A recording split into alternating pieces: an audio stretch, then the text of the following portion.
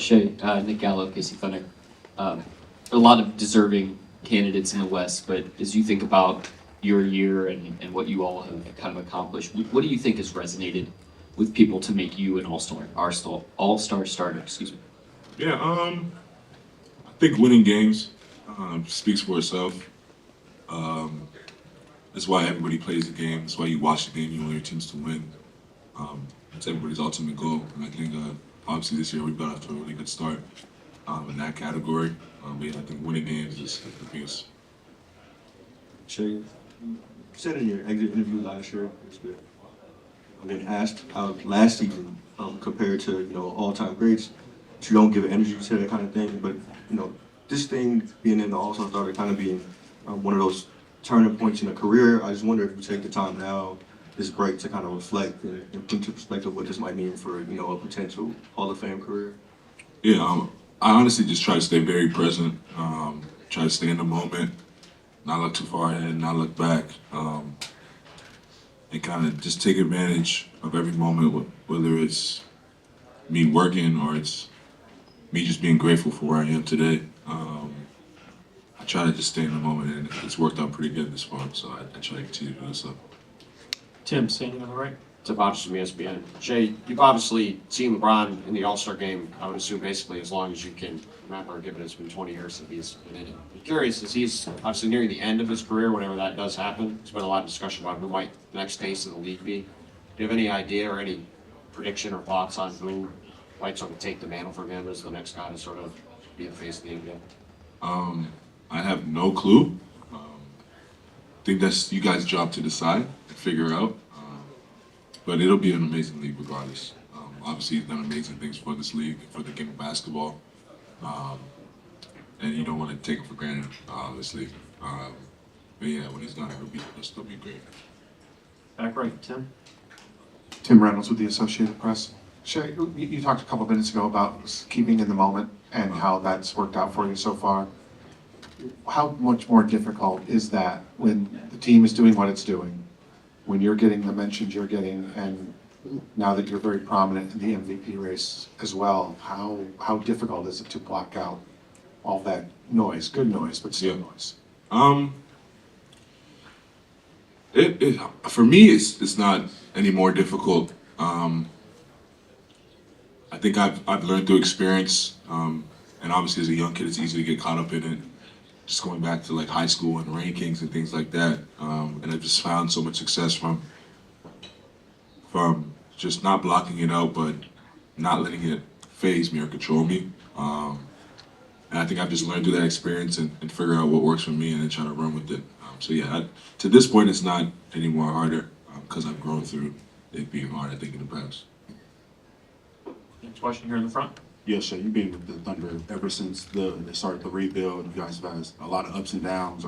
2 years ago, it was Josh here at All-Star break by himself. Last year it was 3. Now you guys have 5. Can you just talk about the growth that you guys have had in such a short span? Yeah, it's amazing. It's a good feeling.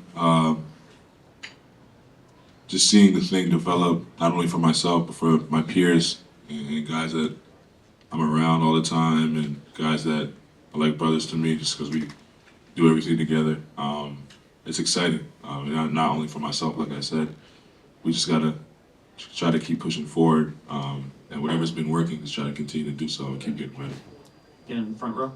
Gideon Padilla, Filtro 360. Shai, I've been following you since Kentucky days, and obviously you have become the leader of OKC.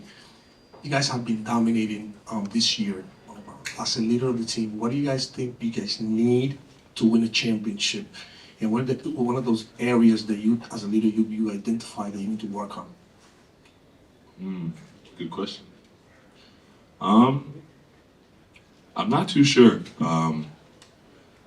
Usually, experience. The teams that have gone through multiple playoff series and multiple guys that have gone to that level know what it takes to get over the hump and do so. And that's something that honestly just has to come with us playing more games. Maybe we give it time, maybe we don't. But we have no ceiling on what we think we can do this year. We kind of take the same mentality and just stay in the moment, plug away every day. and where we get at the end of the year, whenever the end of our season is, we'll look back and make adjustments and try to figure out then. But as of right now, we just try to stay focused on the task at hand. Again in the front. Ozzie Burso here with the Maroon Tiger at Morehouse College. Harping on the last question, with expectations a lot stronger than last season, what kind of message are you and the Thunder looking to really send to the rest of the league as you look to close out the regular season? Yeah, I don't think it's a message to the rest of the league. I think it's a mentality and almost like a message to ourselves that like the job's not finished, not even close. We're a little bit more than halfway through the season, but our goal wasn't to be 37-17 halfway through the season. We want bigger things and better things, and obviously we're not done. So yeah, I think it's more of a message to ourselves. Steve saying all right. Steve, with the news behind OKC, your head coach is in the conversation for Coach of the Year. What makes him so special at his craft? Yeah, he's super humble, great guy first and foremost. Really down to earth, easy to talk to, easy to work with, easy to get along with. And then, as far as on the court, he has an ability to. He always understands what the right thing to say is, and the things that matter. He always emphasizes. So when he speaks, guys listen, and guys understand that it's something that is gonna make or break our team. And I think that over time we've seen his not only his development, but we've seen his schemes and his work come into life, and really lead this pack and stray us in the right way. And we all have his respect and appreciate it. Last two, David over here, and then the front right. Shai, David Aldridge with The Athletic over here. Now that we've kind of seen the 65 game minimum in practice and what it means in terms of awards, what do you think of it just generally and going forward? Do you think it's a proper way to kind of set a baseline for awards and things? Yeah, I'm not too sure. I think no matter what, there's like a fine line in, like when it comes down to it, there's always a fine line in games played and availability. And I think the league has the right intention in trying to make that line a little bit bolder and easier to make a decision. Now, I try to be as available as I can every night. Not only for that, but just for love of the game. But as far as how the rule goes, I don't really have an opinion. I'm gonna try to be available for my team to win basketball games every night. And if I can't be available, then I just can't. And it is what it is. Last question, front right. Hi, my name is Harmony Bailey. So you know there are so many college basketball players aspiring to go to the NBA. What would be your biggest piece of advice on how to get there?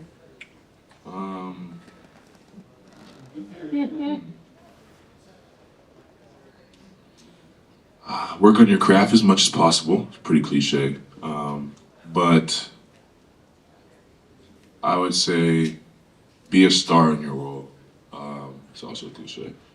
But I think when guys figure out what their game is going to look like, what their roles are going to be, and then attack it with everything they got, you find the most success, I'd say.